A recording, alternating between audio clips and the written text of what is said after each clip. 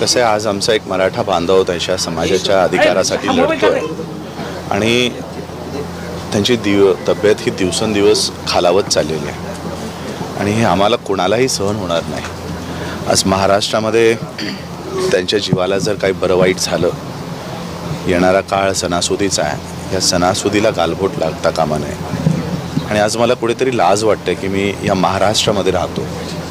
आज एवढा मोठा मराठा समुदाय त्यांचं प्रतिनिधित्वाची मागणी करतोय. तो काय अनाठाई मागणी करत नाही. काय मागणी आहे की गोर गरीब मराठा समाज हा IAS झाला पाहिजे, IPS झाला पाहिजे, डॉक्टर झाला पाहिजे, इंजिनियर झाला पाहिजे. याने महाराष्ट्राचीच प्रगती होणार आहे ना. काय हे या देशात यांना प्रतिनिधित्व मिळाल्यानंतर काय दुसऱ्या देशाची सेवा करायला जाणार आहेत? नाही ना. महाराष्ट्राचीच सेवा करण्यासाठी त्याच्यामध्ये आमचं प्रतिनिधित्व असावं. त्या 100 लोकांमध्ये आमचाही एक IAS व्हावा, आमचाही एक जज व्हावा, आमचेही लोक खरे सख्खे